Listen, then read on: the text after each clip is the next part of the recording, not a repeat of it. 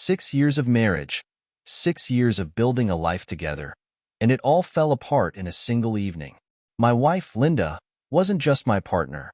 She was my best friend, the person I thought I'd grow old with. But I was wrong. I missed the signs, ignoring the truth until it hit me square in the face with a force I still can't shake off. It started with small things, little details I brushed off as nothing. Linda started coming home later, saying she was swamped with work. I believed her. Why wouldn't I? She told me she was meeting up with her friends after work, that she needed some time for herself. It seemed normal. Everyone needs a bit of space now and then. But then, a friend of mine happened to mention seeing her out, not with friends, but with a man. At first, I laughed it off. I told myself it was probably a misunderstanding, or maybe even a client from work. But deep down, something didn't feel right. My friend described the man in detail: tall, dark-haired, and far too close to my wife for it to look like just a friendly dinner. I didn't sleep that night. My mind raced, replaying every moment, every late night she'd spent at the office. How many of those nights were real? How many were something else? The next day, I decided to see for myself. I called in sick to work and waited for her to leave that evening, determined to get the truth. Linda didn't disappoint. She kissed me goodbye, told me she'd be home late, and drove off. I followed her from a distance, watching as she headed downtown to a fancy restaurant we'd never been to together. She parked, got out, and walked inside, looking around like she was waiting for someone. And then, just a few minutes later, he showed up, tall, dark-haired, exactly as described. They embraced, an intimate hug that made my stomach turn. I wanted to storm in there, to confront them both, but something stopped me. I realized that a simple confrontation wouldn't be enough. I wanted her to feel the weight of what she'd done, to understand that this betrayal wasn't something she could just talk her way out of. I walked into the restaurant, trying to stay calm, and handed my wedding ring to a waiter. "Could you please deliver this to the lady at that table?" I asked, pointing to Linda and her lover. The waiter looked at me, wide-eyed, probably wondering if he was part of some twisted drama, but he nodded and walked over to their table. From across the room, I watched as he placed the ring in front of her. Linda's face turned pale as she recognized it, her hand flying to her mouth. Her eyes scanned the room in panic until they landed on me. I met her gaze, holding it for a moment, letting the reality sink in. Then, without a word, I turned and walked out of the restaurant. I didn't look back. I didn't want to see her reaction or listen to whatever excuse she'd scramble to make up. I got into my car and drove, aimlessly, for hours. My mind was a whirlwind, torn between rage and heartbreak. The betrayal was a wound that cut deep, one that wouldn't heal with time or apologies. When Linda came home that night, she didn't say anything. I didn't, either. She went to the bedroom, and I spent the night on the couch, unable to close my eyes, haunted by the image of her with that man. But I knew one thing: I wasn't done. She thought that moment in the restaurant was the end of the story.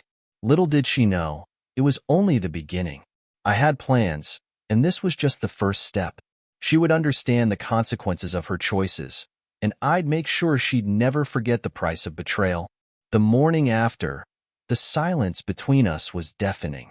Linda barely looked at me as she went through her usual routine, sipping her coffee, scrolling through her phone as if nothing had happened. I sat across from her, watching her every move, wondering how long she'd be able to keep up the charade. It was almost impressive, the way she acted, so normal, so detached, like we hadn't just shattered our entire lives the night before. I stayed quiet, waiting for her to break the silence. But she didn't. She didn't ask why I'd shown up at the restaurant, didn't apologize, didn't even acknowledge what I'd done with the ring. That was when it hit me. She wasn't going to admit anything. She was going to try to move on as if nothing happened, hoping I'd let it slide. She thought I'd bury my head in the sand, pretend everything was fine. She didn't know me at all. I decided right then that I wouldn't make it easy for her. If she wanted to live a lie, I'd make sure it was an uncomfortable one. Every day, I'd find ways to remind her of the truth she was trying so hard to ignore. The first thing I did was cancel the anniversary trip we'd planned for next month. We'd booked a cozy cabin in the mountains, something she'd been looking forward to for months. I knew because she'd mentioned it to everyone, friends, family, coworkers. So when I casually mentioned over breakfast that I'd canceled it, her face fell. "What do you mean? You canceled it?" she asked, her voice sharp, a hint of panic creeping in. I shrugged, feigning indifference. "Just didn't seem right, given everything." Her face turned a shade paler. "What do you mean, everything?" I looked her dead in the eyes. "You know exactly what I mean, Linda." She swallowed hard, her composure slipping for just a moment, but she quickly masked it with a forced smile. "Ryan, don't be dramatic. We're fine. There's no reason to cancel anything."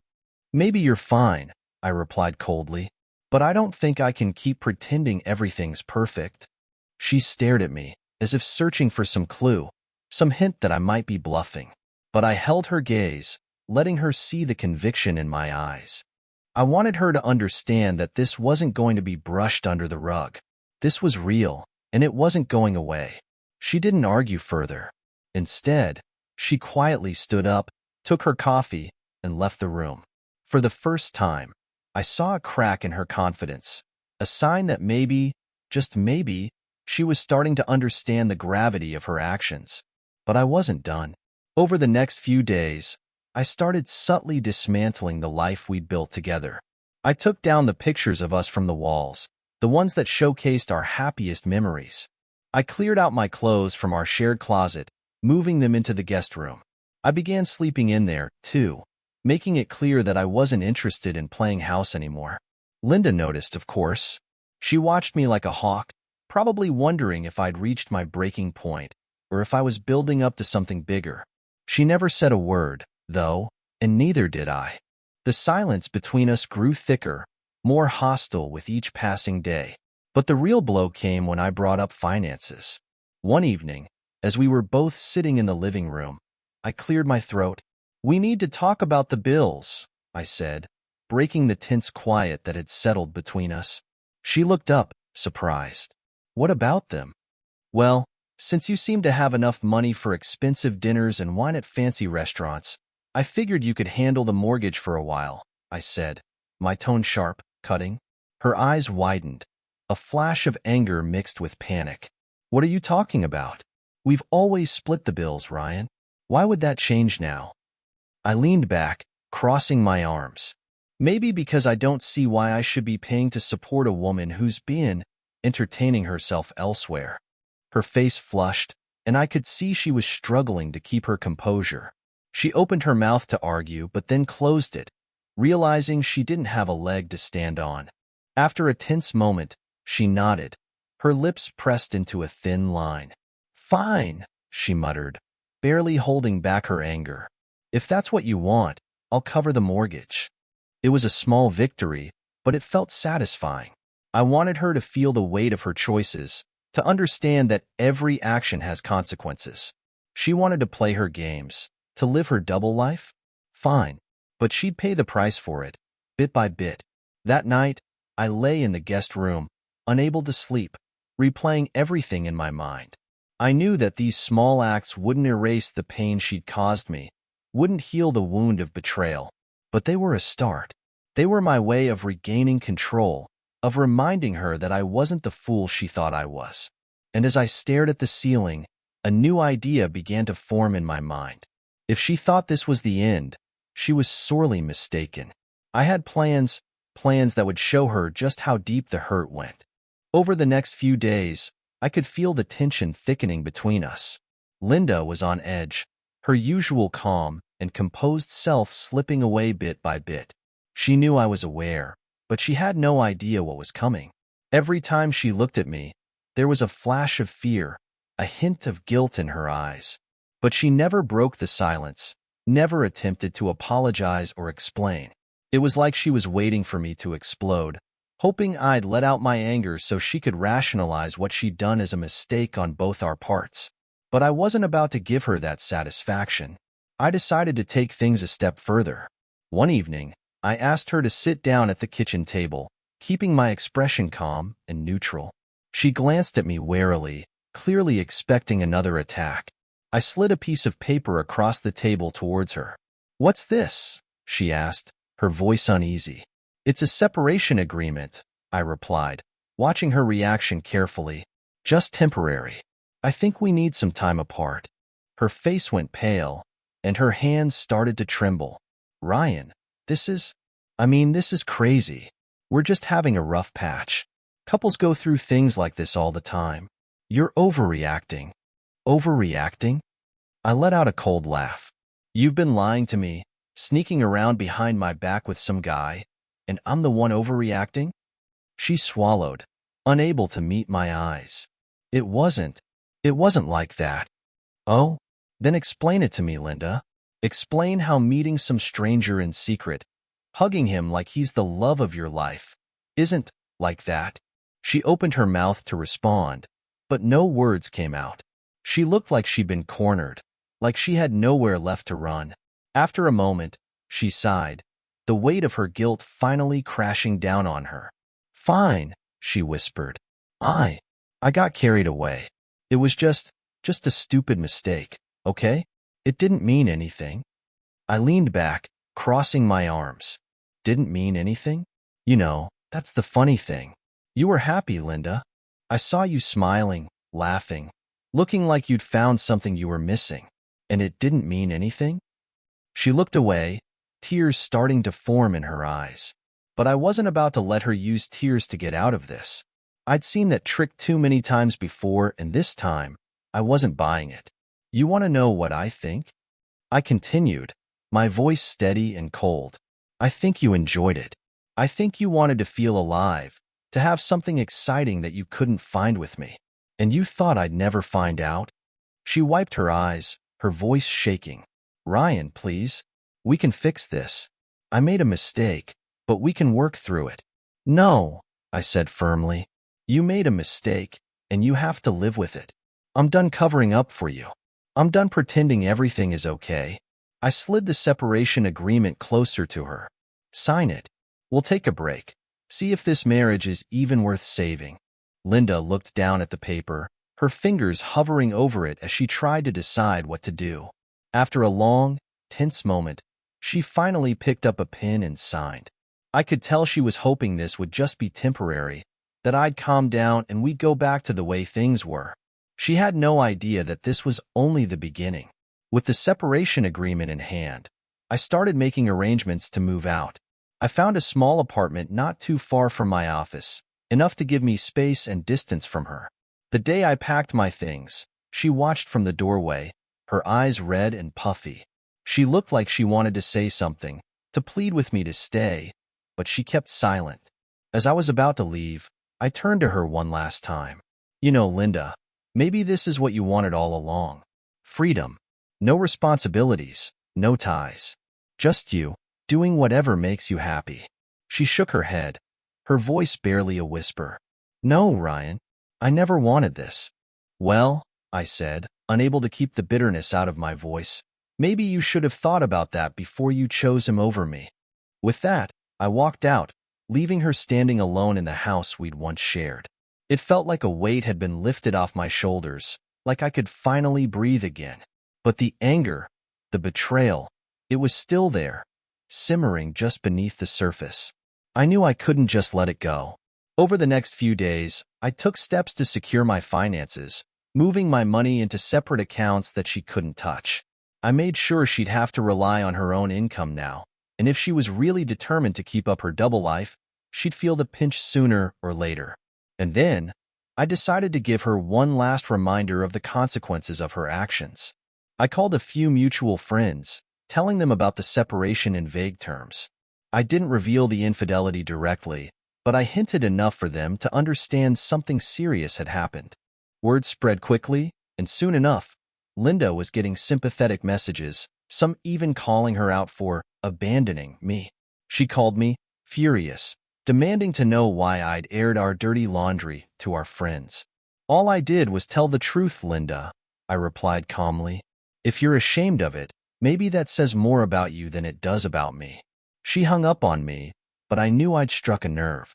This was only the beginning of the wake-up call she so desperately needed. The days after I moved out were strangely peaceful. For the first time in a long time, I didn't feel trapped by the weight of Linda's secrets, by the nagging feeling that I was being taken for a fool. I was still angry, of course.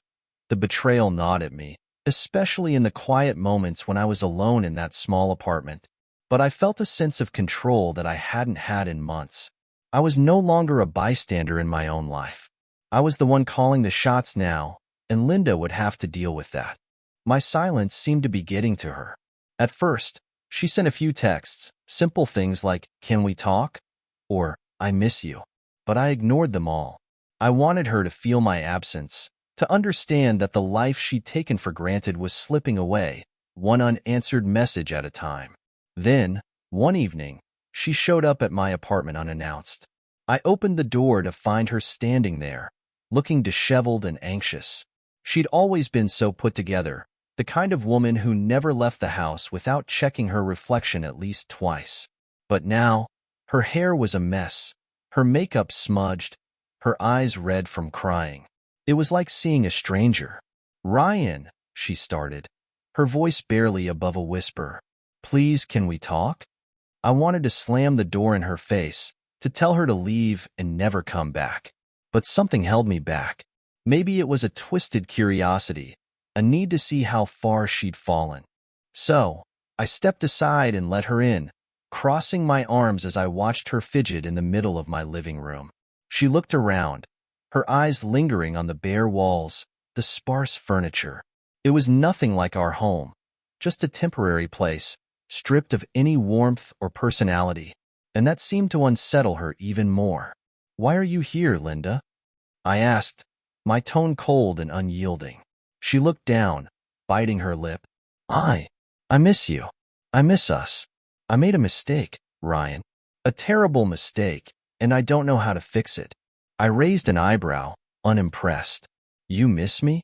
Or you miss the comfort, the stability, the life I built for you?" She flinched, but I didn't soften my gaze. This was her chance to come clean, to be honest, and I wasn't about to make it easy for her. "It was just a moment of weakness," she said, her voice shaking.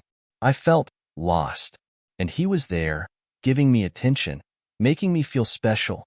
But it didn't mean anything, Ryan. I swear, it didn't mean anything." I laughed, a harsh, bitter sound that filled the room. "Didn't mean anything? You risked everything we had, our marriage, our future, for something that didn't mean anything? You must think I'm a fool if you expect me to believe that." Her face crumpled, and she reached out as if to touch me. But I took a step back, making it clear that I wasn't interested in her apologies or her empty gestures. "You know what the worst part is, Linda?" I continued, my voice barely holding back the fury I felt. "You didn't just betray me. You lied to my face, day after day, like it was nothing. You looked me in the eyes, told me you loved me, while you were sneaking around with someone else. Do you even understand how deep that cut?" She was crying now, tears streaming down her cheeks as she tried to stammer out some kind of defense. But I didn't want to hear it. The time for explanations had long passed. "So, tell me, Linda," I pressed, my voice icy. "Why should I believe you now? Why should I even consider giving you another chance?" She wiped her tears, looking desperate. "Because I love you, Ryan. I made a mistake, but I love you, and I'm willing to do whatever it takes to prove it to you. Just please, don't throw everything away." I stared at her, wondering if she even realized the irony of her words. I was the one who was supposed to salvage this mess? I was supposed to sweep her betrayal under the rug and act like everything was fine? "You're right, Linda," I said after a long pause, my voice softer but no less firm. "I am throwing something away. I'm throwing away the lies, the deception, the betrayal. And if that means I have to throw away us, then so be it." Her face went pale, and she looked like she might collapse right there in my living room.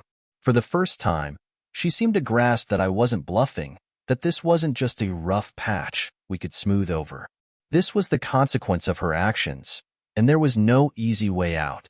After a moment, she straightened, trying to gather whatever dignity she had left. If that's how you feel, then I'll go. But just know that I'll never stop trying, Ryan. I'll keep fighting for us. Do whatever you need to do, I replied coolly. But understand this. I'm not waiting around for you to prove anything. You had your chance, and you blew it. With that, she turned and walked out, leaving me alone once again. I thought I'd feel a sense of closure, a release from the anger that had been festering inside me. But instead, I felt empty. The betrayal still lingered, a wound that refused to heal. That night, as I lay in bed, I thought about everything I'd lost. The trust, the love, the future I'd envisioned with her. All gone, replaced by bitterness and regret. But I also knew that I couldn't let this define me. I needed to move on, to rebuild my life on my own terms. And so, I made a decision. I'd put this chapter behind me, but not without one final step. I wanted her to feel the full weight of her actions, to understand the damage she'd caused. And I knew exactly how to do it. The next morning, I contacted a lawyer to begin divorce proceedings. I didn't want revenge. I didn't want to destroy her life. I just wanted her to face the reality she tried so hard to avoid. As I filled out the paperwork, I felt a strange sense of relief. This was the end of one life and the beginning of another. And though the road ahead would be difficult, I knew I'd come out of this stronger, wiser, and finally free. But as I walked out of the lawyer's office, I couldn't shake the feeling that this wasn't truly over, that there were still pieces of this story left to unfold. The next few weeks were a blur of paperwork, meetings with lawyers, and packing up the remnants of our life together. I'd left the house in Linda's hands for now, knowing she'd have to manage the bills alone. My decision to file for divorce had rocked her world, and she'd spent the days since in a state of shock, as if she'd never imagined I'd go through with it. I could tell she was hoping I'd change my mind, that this was all some sort of temporary punishment she could endure until I came back. But she was wrong. One evening, as I was going through the last of my things, my phone buzzed with a message. It was from one of our mutual friends, Sarah. We hadn't spoken since Linda's betrayal came to light, and I braced myself, expecting some platitude or attempt to mend the situation. But instead, her message was short and cryptic. Ryan, you need to hear this. Can we talk? Curiosity got the better of me, and I agreed to meet her at a small cafe nearby. When I arrived, Sarah was already seated, looking visibly uncomfortable. She gave me a hesitant smile as I sat down across from her. Thanks for meeting me, she began, stirring her coffee nervously. I wasn't sure if I should say anything, but I feel like you deserve to know the truth. The whole truth. A cold feeling settled in my stomach. What do you mean, Sarah? I already know what Linda did. Sarah shook her head. No, Ryan. There's more. I think you've only scratched the surface. I leaned forward, my heart pounding. Then tell me. She hesitated, glancing around to make sure no one could overhear. Then, in a hushed voice, she began to speak. Ryan, Linda's affair wasn't just a fling. This guy she's been seeing, he's not some random guy. He's her ex, the one she dated before you two met. They've been in contact for months, maybe even longer. I felt my fists clench under the table. Her ex? She told me she hadn't spoken to him in years. Sarah nodded, looking at me with a mixture of pity and regret. She lied to you, Ryan. They reconnected a while ago, and it's been going on behind your back ever since. They've met up countless times, not just that night at the restaurant. I think she never really got over him. The words hit me like a punch to the gut. It wasn't just a mistake, a moment of weakness. This was something deeper, something premeditated. She hadn't simply betrayed me. She'd chosen someone else, someone she'd apparently kept in her heart all these years. Why didn't you tell me sooner? I asked, my voice barely above a whisper, trying to contain the fury boiling inside me. Sarah sighed, looking down at her coffee. I didn't know how. Linda kept it quiet, and honestly, I didn't want to get involved. But when I saw what she was putting you through, I couldn't stay silent anymore. I couldn't watch her continue this lie while you suffered. I sat back, trying to process everything. The betrayal felt even more profound now, a deliberate knife twisted deeper with every lie she'd told. My mind flashed back to all the times she'd assured me she was just catching up with friends, or working late. Every excuse, every lie, now tainted with the knowledge that it was him she was seeing, him she'd kept hidden while playing the role of a loyal wife. "Thank you, Sarah. I finally managed," my voice strained. "I appreciate you telling me." She nodded, reaching out to squeeze my hand in support. "You don't deserve this, Ryan. You're a good man, and you deserve someone who values you. Just be careful. Linda's not going to take this divorce lying down." I gave her a tight smile, though inside I felt a strange sense of calm. This new information had solidified my decision. If there was ever a flicker of doubt in my mind, it was gone now. Linda had made her choice, and now she'd face the consequences. That evening, I returned to the house one last time to collect the rest of my things. I didn't expect Linda to be there, but as I opened the door, I saw her sitting on the couch, staring at the empty walls where our photos used to hang. She looked up as I entered, her eyes filled with a mix of anger and desperation. "You're really doing this?" she asked, her voice trembling. "You're really leaving?" I nodded, keeping my expression blank. "I think we both know there's no coming back from this, Linda. You made your choice, and now I'm making mine." She stood up, crossing her arms as she tried to maintain her composure. "I made a mistake, Ryan. Everyone makes mistakes. But what you're doing, this is cruel. You're abandoning me." "Abandoning you?" I scoffed. "You abandoned me the moment you let him back into your life, the moment you decided he was worth risking everything we had. Don't stand there and act like I'm the one tearing us apart." Her face twisted in anger. "So that's it, then? You're just going to throw everything away? All the years we spent together? Those years mean nothing if they were built on lies," I replied coldly. "You can keep trying to justify what you did, Linda, but the truth is, you made your bed. Now you have to lie in it." She was silent, her eyes flashing with a mixture of fury and hurt. I could tell she wanted to lash out, to scream, to blame me for everything that had gone wrong. But I didn't care anymore. Her words, her tears, they were empty to me now. Without another word, I gathered the last of my belongings and walked out of that house for good. I didn't look back, didn't let myself feel any pang of regret or nostalgia. I was done with the past, with the lies, with the woman who had betrayed me so deeply. But as I drove away, a new resolve settled within me. This wasn't just about ending a marriage. It was about reclaiming my life, my dignity, my future. And if Linda thought this was over, she was in for a rude awakening. Because as far as I was concerned, this was only the beginning. Leaving the house for good felt like shedding a weight I'd carried for years. It was a mix of relief and bitterness, the kind of pain that comes with realizing how deeply I'd been deceived. But even though I was moving on physically, I knew that Linda's betrayal would haunt me for a long time. It wasn't something that could be erased with a fresh start or a change of scenery. No, this wound was deeper than that. It needed closure, a finality that only real accountability could provide. A few days later, I received a message from Linda. Short, but direct. "I think we need to talk. There are things you don't understand." I almost ignored it, but curiosity got the best of me. What more could she possibly have to say? So, I agreed to meet her at a neutral place, a small park near the house we used to share. It was ironic, really, meeting at a place that used to bring us joy, back when our lives weren't steeped in lies and deceit. When I arrived, she was already sitting on a bench, looking nervous, her eyes puffy as though she hadn't slept in days. I stood a few feet away, not bothering to sit down, keeping the distance between us as a reminder of the boundaries she'd crossed. She looked up at me, and for a moment, I saw a flash of the woman I once loved.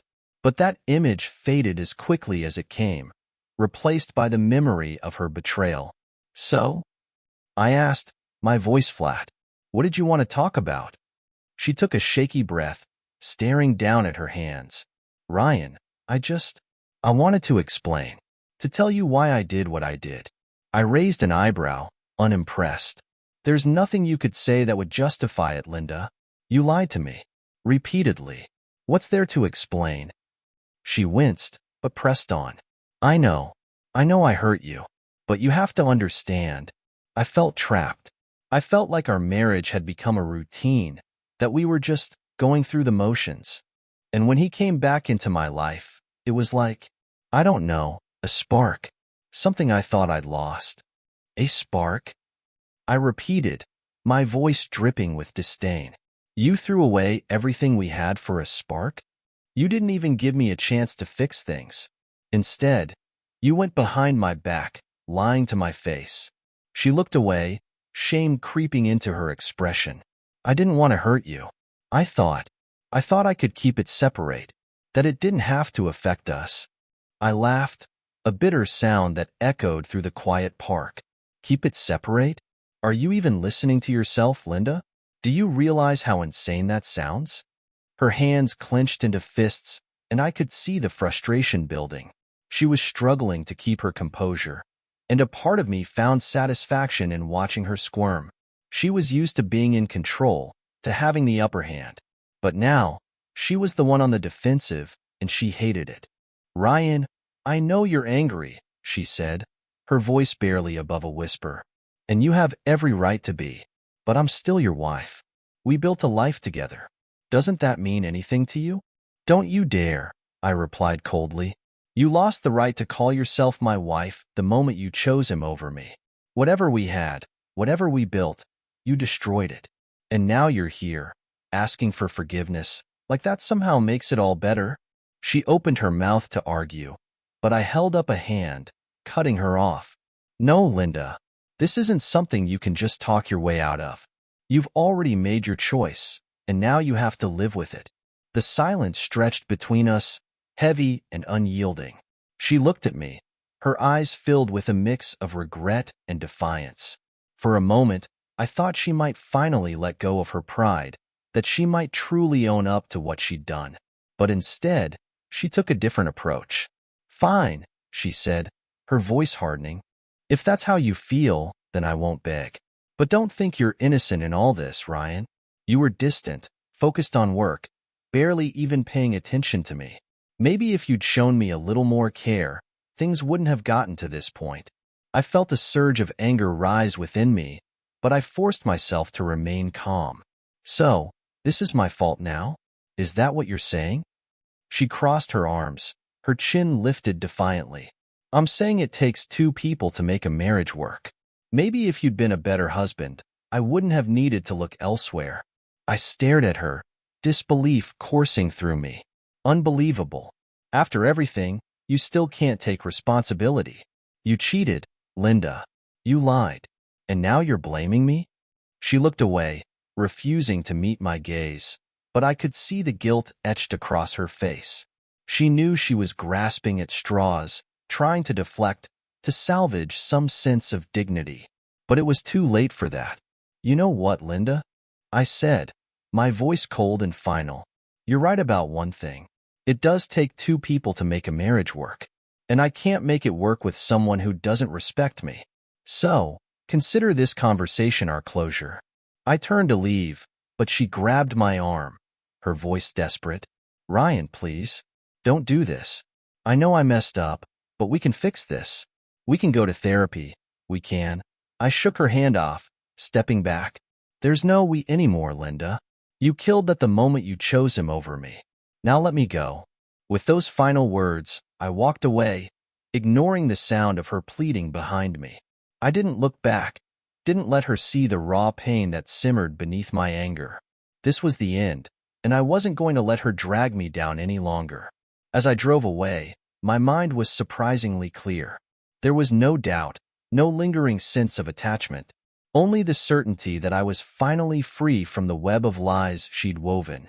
I had faced her, confronted the betrayal, and now I could begin to heal.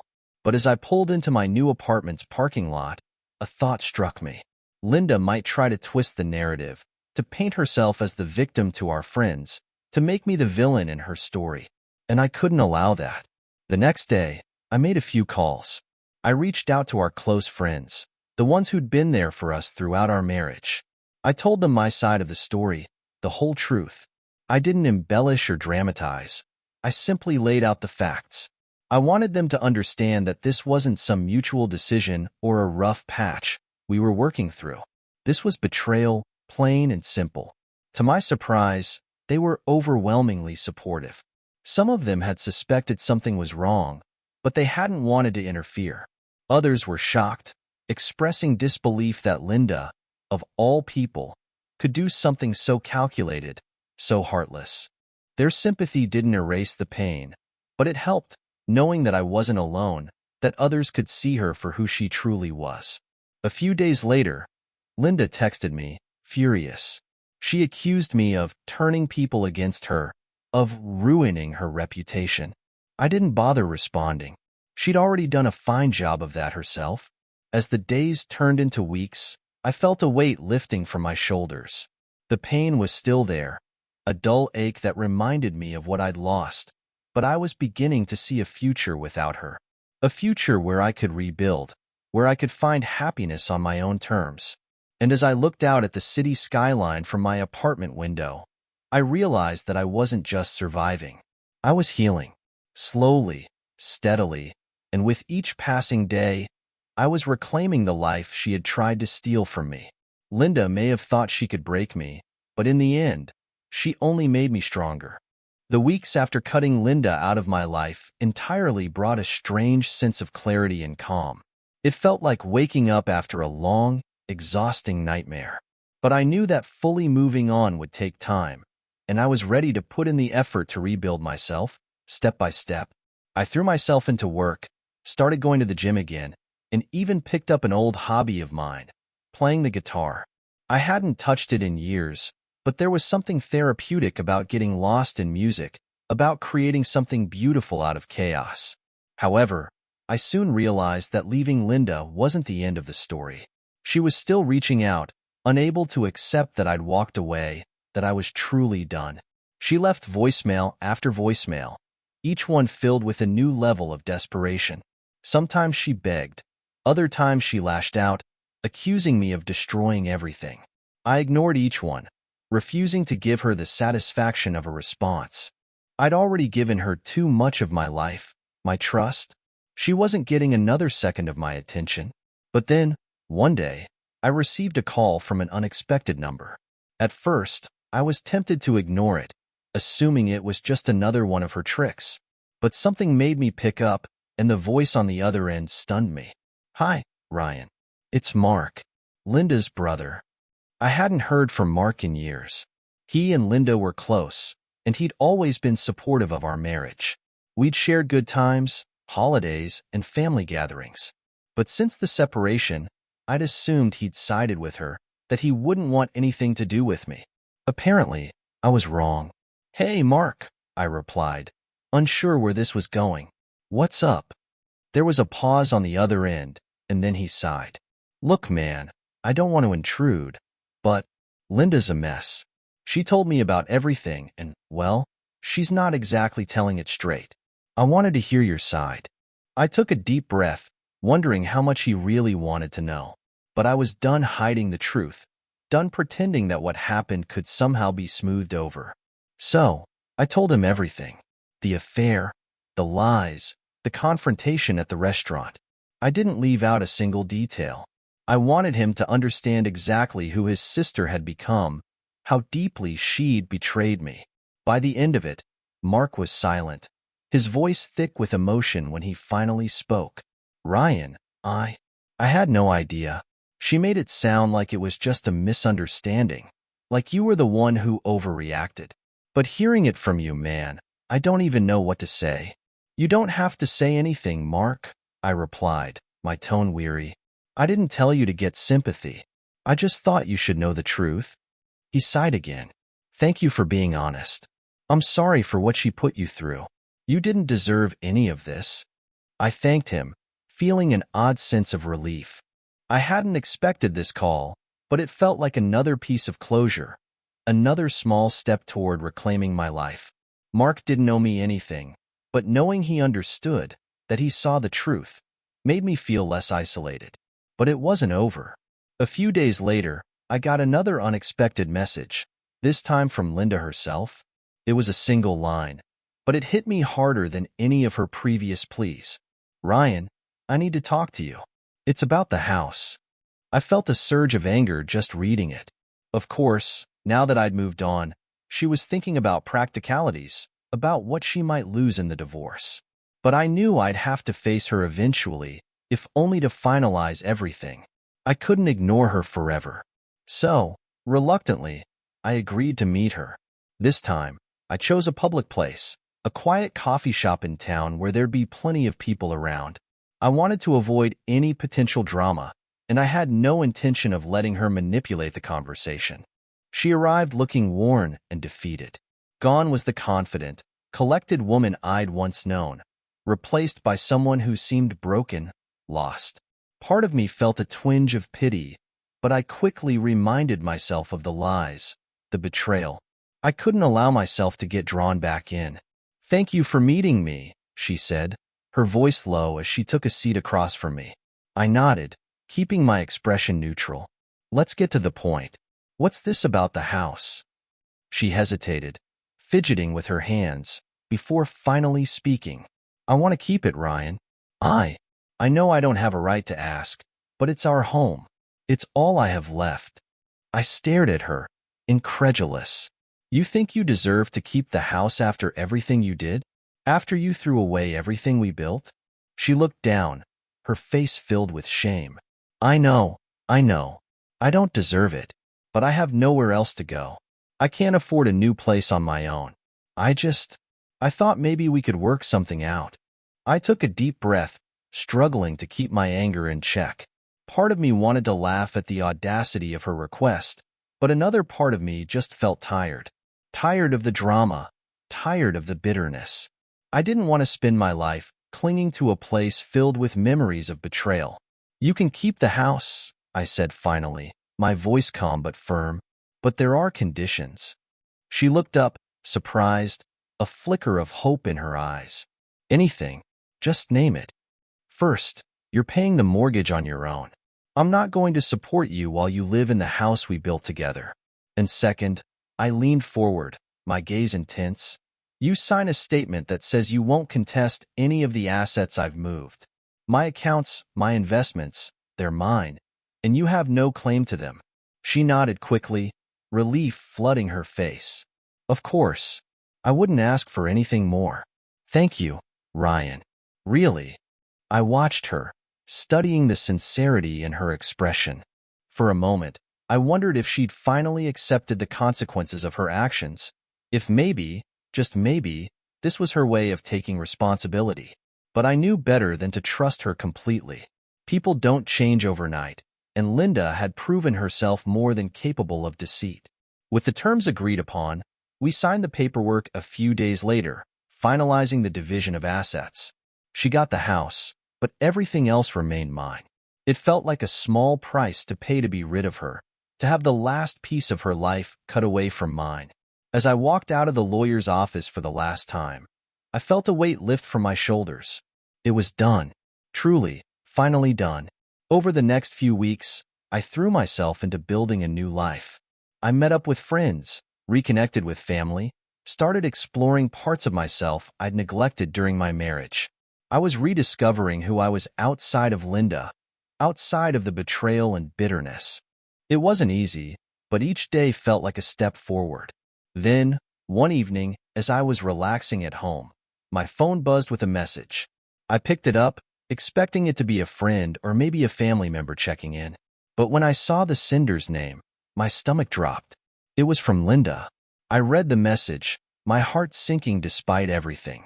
Part of me wanted to ignore it, to let whatever she had to say go unread. But curiosity got the better of me. I tapped on the notification, opening the message. "Ryan, I know I don't deserve another chance to explain, but there are things you don't know. Please, just one conversation." I stared at the message, feeling the familiar bitterness creeping in, but something about it struck a nerve. Maybe it was the nagging thought that there could still be something left unsaid, some last piece of closure that might finally help me move on. Against my better judgment, I agreed to meet her. We arranged to meet in a secluded part of the same park we'd met at before. When I arrived, She was already sitting on a bench, her hands clasped tightly, her face drawn and tired. She looked up as I approached, a hint of desperation in her eyes. I stayed standing, keeping a distance between us. "Make it quick, Linda," I said, my tone firm. "I don't have all day." She took a shaky breath, looking down at her hands. "Ryan, I don't even know where to start. I know I've said this before, but I'm sorry. Truly. I know I destroyed everything we had, and I'll live with that regret for the rest of my life." I crossed my arms, unimpressed. "You didn't ask me here to apologize again. What do you want?" She bit her lip, her hands twisting nervously. "There's something you need to know about him. The guy I was seeing." I narrowed my eyes, my patience thinning. "What about him?" She looked away, a pained expression crossing her face. He wasn't who I thought he was. After you left, I tried to move on with him, to convince myself that what I did was worth it. But I was wrong, Ryan. He was manipulative, controlling. I didn't see it at first, but he used me. He knew I was married, and he didn't care. He wanted me to hurt you, to ruin our marriage, just for his own satisfaction. I felt a surge of anger, though I wasn't sure if it was directed at her, or this man she was describing. "So you're saying you were just a pawn in his game? That you didn't have a choice?" She shook her head quickly. "No, that's not what I'm saying. I made my choices, and I'll own them. But I thought you should know that it wasn't just about him. It was about me feeling lost, feeling like I wasn't enough. And he fed into that. He made me believe that I deserved more, that you were the one holding me back." I clenched my jaw, forcing myself to stay calm. "So now you're blaming him?" "No," she replied, her voice barely a whisper. "I'm blaming myself. But I wanted you to know that I didn't just throw you away for no reason. I was manipulated, but I let it happen. I was weak, and I hurt you because of it." I stared at her, struggling to process everything she was saying. Part of me wanted to believe her, to see her as a victim of circumstance, but I couldn't ignore the fact that she'd made her own choices, that she'd lied to me time and time again. "So why tell me this now?" I asked coldly. "What difference does it make?" She looked up at me, her eyes filled with regret. "Because I can't move on without knowing that you understand. I need you to know that it wasn't about you. You were a good husband, Ryan. You did everything right. This was my failure, not yours." Her words hung in the air, and for the first time, I felt a strange sense of peace settle over me. It was like a weight lifting from my chest, a release I hadn't realized I needed. I'd spent so long questioning myself, wondering if I'd done something wrong, if I'd driven her into someone else's arms. But now, hearing her admit that the fault lay with her, that I wasn't to blame, it was freeing in a way I hadn't expected. "Thank you for telling me," I said finally, my voice softer than I'd intended. "But this doesn't change anything. I'm still done, Linda. I can't forgive you, and I can't forget what you did. But I hope you find whatever it is you're looking for." She nodded, tears glistening in her eyes. "I understand. I don't expect forgiveness. I just wanted you to know." With that, she stood up and walked away, leaving me standing alone in the park. I watched her go, feeling a strange mixture of relief and sorrow. This was the end of our story, the final chapter in a book that had long since lost its meaning. Over the next few months, I poured myself into my new life. I moved to a new apartment, found a fresh group of friends, and even started dating again. It wasn't easy. There were moments when the scars of betrayal would resurface, when I'd find myself questioning whether I could ever trust someone fully again. But I pushed through, determined to build something real, something that Linda had never given me. One evening, as I was tidying up my new place, I found an old box of memories from my marriage. A few photos, mementos from trips we'd taken, letters we'd exchanged in the early days. For a moment, I considered throwing it all away, erasing every trace of her from my life. But then I stopped, realizing that these memories, flawed as they were, had shaped me, had taught me lessons I couldn't ignore. I packed the box away, placing it in the back of a closet, not as a reminder of pain, but as a symbol of growth. Linda's betrayal had broken me, but it had also rebuilt me, forcing me to confront parts of myself I'd long ignored. I was stronger now, wiser, and more self-aware than I'd ever been. As I closed the closet door, a sense of peace washed over me. I was finally free, truly free, from the hold she'd had on me. And for the first time in a long time, I felt ready to embrace whatever the future held, knowing that I was stronger, braver, and more resilient than I'd ever thought possible. The past was behind me, and the life I was building now was mine and mine alone.